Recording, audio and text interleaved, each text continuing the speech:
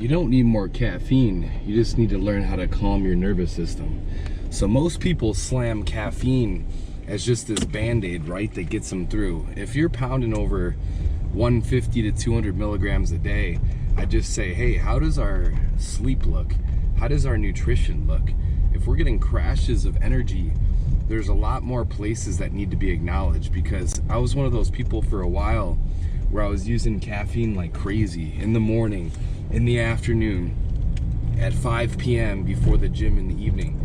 And yeah, you don't have a problem getting to sleep, but your brain doesn't completely recover. You just kind of stay in this really sympathetic, stressed up, activated mode. And you don't really notice it in the most immediate, because we have the most adaptive bodies, like we're the most adaptive species, so you can adapt to that short-term stress. And don't get me wrong, there's gonna be moments or maybe stages where you're like, I just gotta do this, I gotta power through. But more times than not, if you just work through that tired feeling and then try to get a better rest that night, you're gonna set yourself up for success the next day. Because what happens is, whether we're hitting too many gym sessions or too many sets to failure, and we're not even getting enough sleep, and then we're slamming caffeine in the evening, you're just constantly ramped up, and that blood pressure will just stay elevated. It's just gonna build up and eventually eat you away to where you're just completely crashed. All different systems and organs are gonna go down, whether it's muscle building or fat loss, or really just having general good energy for your time at work each day, or for family, or for whatever you're doing in your life.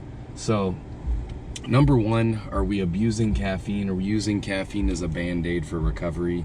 Because there's signs that'll tell you exactly what you need. Hey, are we getting outside enough? Are we going to bed at a good time and have a good sleep schedule? Are we delaying caffeine till mid-late morning so we can allow natural cortisol to get our system going, and we're not just blunting it with caffeine too early? And then next thing you know, you can look at the diet. Hey, if I'm crushing too many processed foods and too much sugar, we're gonna have all these crashes and highs and lows of energy.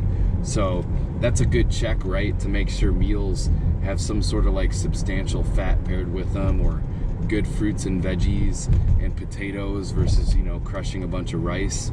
It's like a really, really good way to balance out blood sugar through the day, as well as keeping the cardio in the routine. The cardio has always been this just key factor that moves things around in the midst of a bulk or a cut. You're able to put this cardio in your routine, keeps your body looser, keeps it burning, and then find a sweet spot with exercise in the gym for lifting weights, because we don't really need as much as we think. We burn that nervous system out. I mean, you get 4-5 exercises, 1 to 2 hard sets of failure in each one. You don't need more than that. I remember when I used to do 1,000,000 sets to failure, and I was at the gym doing 20 plus sets to failure. It's like completely smoking the nervous system. So understanding, really on top of that, good fatigue accumulation of saying, hey, how much fatigue do I accumulate to my nervous system for certain exercises? So whether you've got Stairmaster versus elliptical for cardio, Stairmaster is going to be significant more stress and fatigue accumulation. Really, if you're crushing hard leg days and your workout sessions are really hard, and even if you're potentially in a deficit, sometimes Stairmaster is not the most ideal. I can get the cardiovascular effect, the fat burning effect, low resistance on the joints, and achieve the same goal on elliptical or a bike or taking walks, for example.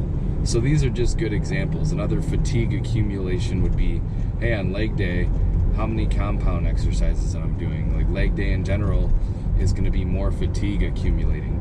So these are all good awarenesses to have, and when you put some things consistently to play, you start realizing you can have a fresh nervous system, you could feel supercharged and not just have energy for the gym and be dead outside of the gym. The hydration piece was probably one of the bigger ones as well, with the electrolytes, making sure the electrolytes are paired in there. I'm covering a lot of topics on this conversation, but hydration is a big piece, obviously, to rest really well, to perform really high. So take note, write down how much volume you're doing at the gym, Are we getting to bed on time? And could we potentially be delaying that caffeine? I want to hear from you guys the shifts that you made and noticed what's helped you keep the nervous system fresh, and if you've implemented any of these ideas, and if they're having a good result for you. All right, let me know.